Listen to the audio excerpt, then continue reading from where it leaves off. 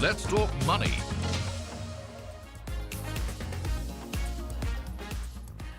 Welcome back. You're with us on Let's Talk Money, and this week we are talking taxes. It is the new financial year. April has just gotten over, and we need to understand if we've chosen the right income tax regime and if we're planning our investments in a tax-efficient manner. Mohit, I'm going to come to you on this one. Now, pure equity is fine. I mean, we were all living with it, dealing with it. That long-term capital gains is not 10%. It's 12.5%. My question to you really is that, and this is a year where equity markets have been very volatile, right? So people will look beyond equities to diversify their portfolios. So when we get to the hybrid fund category or things like maybe REITs or InvITs, things to diversify, which of these options looks a bit tax efficient to you? Absolutely. I think, Surabhi, this budget actually has ushered a lot of good news for investors in multiple categories of mutual funds. So if I were to just point out a few categories which have really benefited, I think the number one category and which is shining the brightest is gold, silver, the commodities category. Previously, the taxation out there was not as favorable. It was long-term was defined as 3 years. Now the long-term has been redefined as 2 years. And the long-term capital gains is 12.5%. Obviously, there is no indexation any further, but 12.5% after 2 years is a pretty good and a pretty neat deal for anyone who is willing to invest in commodities. So that's, to my mind, the biggest advantage. The second biggest category is the international funds category. There's a lot of interest, a lot of money which has been off late going into US funds, other, let's say, global funds, global themes. So those were all taxed like your debt funds previously. But now, again, on those international fund of funds and international funds, the taxation is very clear. Long term has been defined as 2 years and the taxation is 12.5% out there. And similarly, fund of funds category is also something which is benefited, and the taxation is same as gold and international funds on that. So let me ask you this, that's the tax part of it, right? That this is where these categories have become tax efficient. But now also let's, add the investment advice to it. International funds, and not too many are open right now for investing. Gold, after a huge 40% run, is it still advisable? Would you look at these categories for investments this year? So that's a tricky one, honestly. I think, look, as a diversification tool, both international and gold, I think always merits an allocation in any kind of portfolio. Whether that allocation is 10% to international and 10% to gold, or 10% to international and 20% to gold, silver put together, I think that will completely depend on the nature of the investor, his appetite, risk appetite, and few other parameters. But my sense is, as a portfolio asset allocation, these are core parts and cannot be missed. One needs to have it. However, at this juncture, would I advise anyone to invest more in gold and go over allocate out there? Honestly, not. I think it's not the time to over allocate into commodities right now. Perhaps if you're sitting on some allocation, yes, make the most of it. But it's not the time to add further at these levels. And if you are any which ways over allocated as per your asset allocation, then you might just look at taking something off the table as well. Okay, all right. So don't get carried away in the gold rush. That's the advice coming in from Mohit. Though there are people out there on the street, targets are ranging up to $4,000 in gold. But that's a debate for another time. Mohit, now back to this whole question of fixed income or hybrid funds or arbitrage funds. I'm going back to the point of asset class diversification. We can't have only equities in our portfolio. We've discussed gold, we've discussed foreign funds or global funds.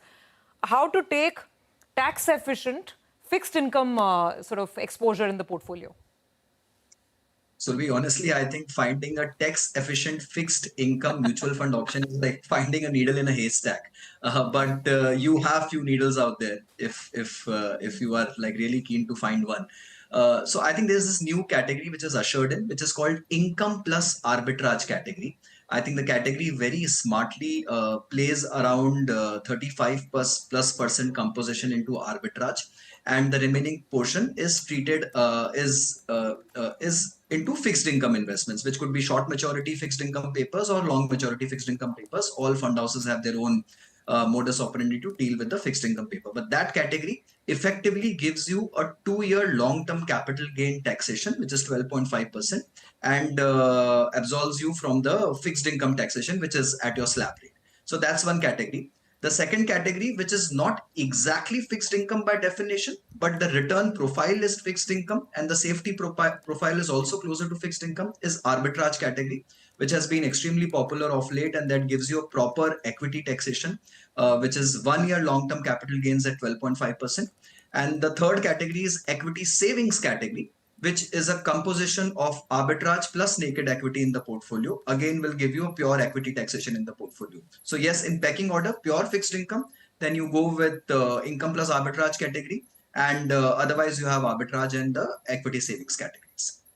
Okay, great. So those are some examples of maybe some fixed income funds which are not entirely, taxing, so to speak, on our returns and our investments. But otherwise, Mayur, do you want to add to that on fixed income or quasi-fixed income plays? Some people say REITs are like quasi-fixed income, steady income generating plays. So maybe not pure debt. I'm not saying FD or strict fixed income fund, but anything else, stable, safe, and where tax will not bite too much. Yeah, so if you look at AIF investment in category 1, category 2 are completely tax free in that sense. So there is no tax incident on the earner, the investors. So if you are investing which has such kind of benefit, then definitely you can really look at, because that is purely tax efficient.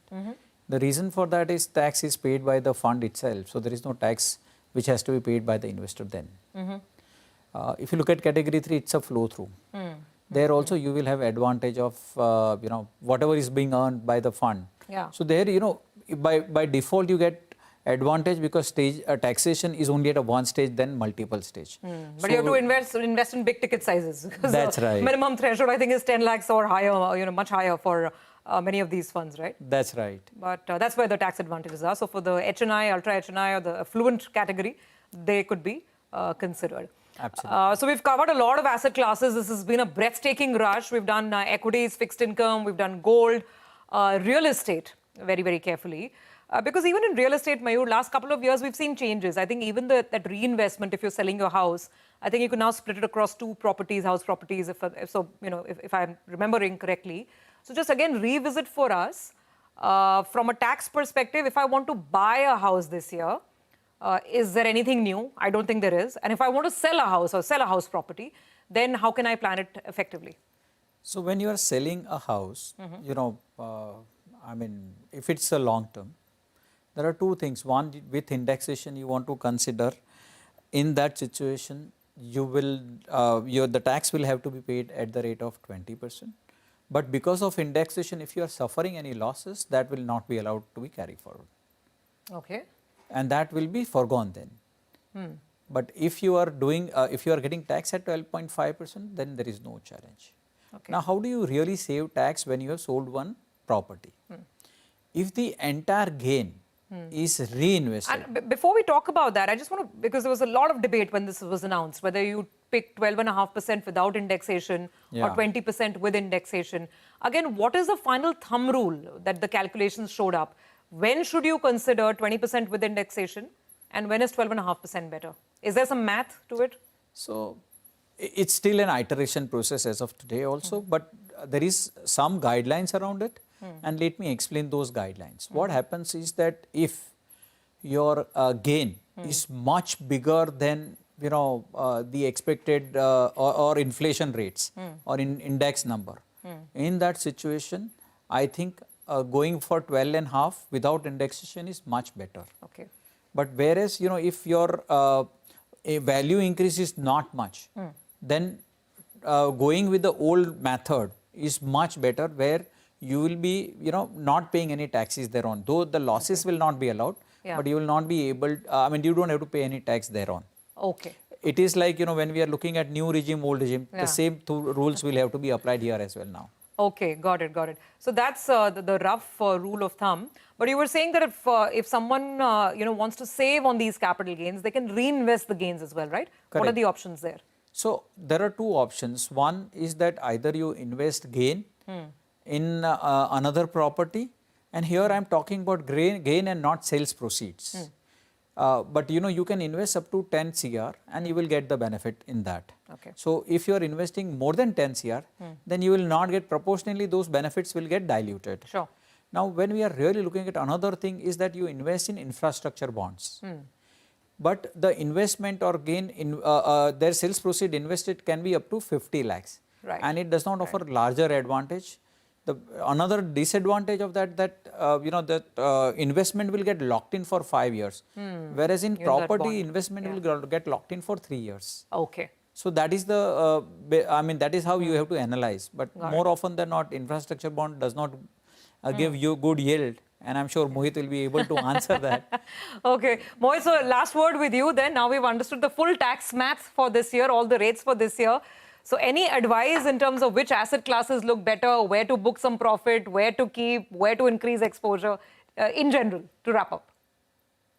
Look, Surabhi, as long as real estate is considered, I'm a proponent of REITs and InvITs, and I think the taxation out there is also pretty favorable, which is 12.5% with a 24-month kind of an holding. So my sense is that's a 12-month kind of an holding at long term. So my sense is that's a great way to invest in real estate. But overall, I would still at the pecking order, in spite of the taxes going up from 10 to 12.5, I would still rate equity by far the most coveted asset class, and by far the one which should demand the highest proportionate allocation in any portfolio, followed of course by commodities and fixed income. Depends on the risk profile and the nature, and fixed income can be made tax efficient in a portfolio depending on the outlook of a portfolio, right? So there are multiple ways to do all this. So. Fabulous, fabulous, gentlemen. I think this has been a very, very helpful refresher, a great crash course, stepping stone to how we can plan our investments and our sort of income streams better from a tax lens this year, FY26. Thank you so much for joining in. Great talking to both of you. Well, viewers, we hope you found this session useful. I certainly did. Keep sending us your feedback, queries, comments. See you next week with another theme.